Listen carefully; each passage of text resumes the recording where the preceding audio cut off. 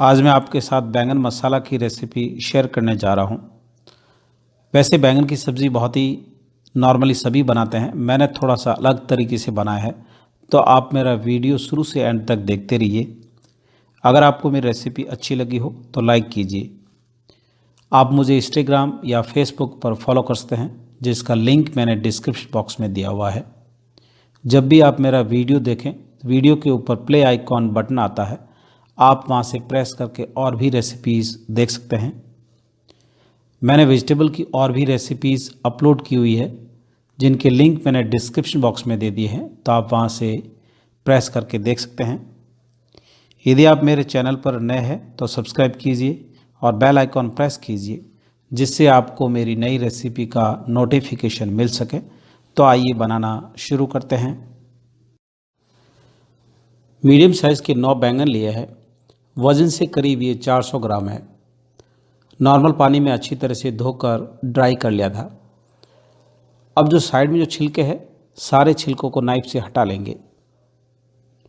जब भी आप मार्केट में बैंगन खरीदने जाए तो इस बात का ध्यान रखें, हो सके तो आप बैंगन एक ही साइज़ का लाएं। तो आप देख सकते हो, इस तरह से सारे बैंगन के छिलके निकालने हैं।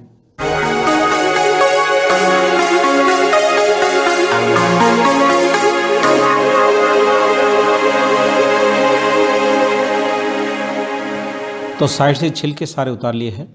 अब जो ऊपर की टिप्स है उसको भी काट लेंगे। तो आप देख सकते हो, इस तरह से सारे बैंगन की जो टिप्स है उसको काटना है।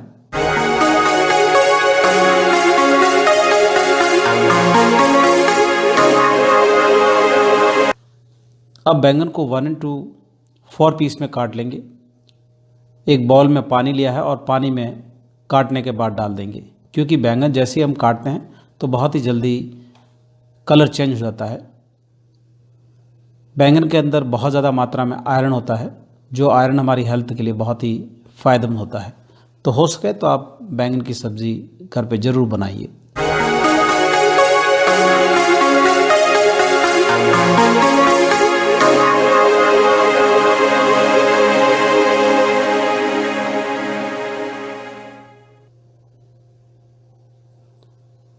अब इसमें आधा चम्मच नमक डालेंगे, जिससे बैंगन जो है उसका कलर चेंज नहीं होगा।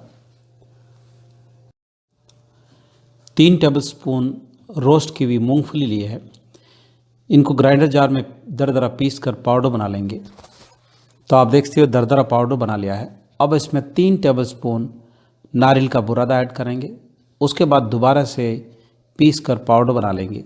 जब भी आप इसको पीसें तब मशीन को कंटिन्यू नहीं चलाना है, थोड़ा सा चला के बंद करके चेक करना है, फिर से दोबारा चलाना है। कंटिन्यू अगर चलाएंगे तो इसमें से तेल निकलना शुरू हो जाएगा। कढ़ाई में 2 टेबलस्पून ऑयल ऐड करेंगे। एक बार अच्छी तरह से गर्म होने देंगे। जैसे ही ऑयल गर्म हो जाए उसके बाद गैस फ्लेम को लो कर देंगे। सारे बैंगन को ऑयल में शैलो फ्राई कर देंगे। बैंगन को पानी में रखा हुआ था, तो जैसे ही ऑयल के साथ शैलो फ्राई करते हैं तो उसमें ऑयल के साथ छींटे आते हैं। तो शुरू में थोड़ा सा ढक्कन लगा के फ्राई करना है, जिससे छींटे पड़े नहीं। तो आप देख सकते हो, कढ़ाई के चारों तरफ ऑयल के छींटे आ गए हैं। अब इसमें आधा चम्मच नमक ऐड करेंगे, जिससे नमक बैंगन के अंदर तक जाए और जल्दी भी पक जाए। नमक को मिक्स करने के बाद ढक्कन लगाकर 4 से 5 मिनट और पकने देंगे, जिससे बैंगन अच्छी तरह से शैलो फ्राई हो जाए। तो सारे बैंगन अच्छी तरह से फ्राई हो गए हैं। निकाल कर एक प्लेट में रख देंगे। जो कढ़ाई में तेल है, इसी तेल को हम मसाला बनाने में इस्तेमाल करेंगे। जिस ऑयल में बैंगन को फ्राई किया था उसी ऑयल का इस्तेमाल करेंगे। आधा चम्मच जीरा डालकर जीरे को थोड़ा सा चटकने देंगे। तो जीरा अब चटक गया है। एक चॉप किया हुआ प्याज ऐड करेंगे। शुरू में थोड़ी सी हाई गैस फ्लेम पे प्याज को फ्राई होने देंगे। जैसे ही थोड़े से फ्राई हो जाए उसके बाद गैस फ्लेम को लो कर देंगे। प्याज अब अच्छी तरह से गोल्डन ब्राउन कलर में हो गए हैं। 1 टेबलस्पून जिंजर गार्लिक पेस्ट को थोड़ा सा पका लेंगे, जिससे जो इसका कच्चापन है वो निकल जाए। एक चॉप किया हुआ हरी मिर्ची ऐड करेंगे। मिर्ची को भी करीब 30 से 40 सेकंड के लिए प्याज के साथ भून लेंगे। 1.5 चम्मच लाल मिर्ची पाउडर ऐड करेंगे, 1 चम्मच धनिया पाउडर ऐड करेंगे, थोड़ी सी हल्दी पाउडर, स्वाद के अनुसार नमक ऐड करेंगे और मिक्स कर लेंगे। नमक कम ही ऐड करना है क्योंकि जब हमने बैंगन फ्राई किया था तभी भी नमक का इस्तेमाल किया है। तो मसाले को अच्छी तरह से मिक्स कर लिया है। अब इसमें थोड़ा पानी डालकर मसाले को धीमी आंच पे अच्छी तरह से पकने देंगे। मसाले को धीमी आंच पे पकाते हुए 2 से 3 मिनट हो गए हैं। तो आप देखते हो अच्छी तरह से रोगन आ गया है। अब इसमें 2 टोमेटो की प्यूरी की हुई ऐड करेंगे। मिक्स करके ढक्कन लगाकर धीमी आंच पे मसाले को पकने देंगे, यानी करीब 3 से 4 मिनट के लिए पकाएंगे। तो आप देख सकते हो मसाला अच्छी तरह से पक गया है, उसके ऊपर रोगन आना शुरू हो गया है। इसका मतलब हमारा मसाला अच्छी तरह से पक गया है। आधा कटोरी फेंटा हुआ दही ऐड करेंगे। दही डालने के बाद कंटिन्यू मिक्स करते रहना है जब तक मसाले में एक उबाल नहीं आ जाता है, नहीं तो दही फट जाएगा। तो ग्रेवी में अच्छी तरह से उबाल आ गया है। तो आप देख सकते हो ऊपर रोगन आ गया है, अब दही नहीं फटेगा। तो ढक्कन लगाकर धीमी आंच पे मसाले को 1 से 2 मिनट के लिए और पकने देंगे। जितनी धीमी आंच पे पकेगा इतना ही हमारी ग्रेवी स्वादिष्ट बनेगी। अब इसमें जो हमने नारियल और रोस्ट की मूंगफली का पाउडर बनाया था वो ऐड करेंगे, मिक्स कर लेंगे और धीमी आंच पे पकने देंगे।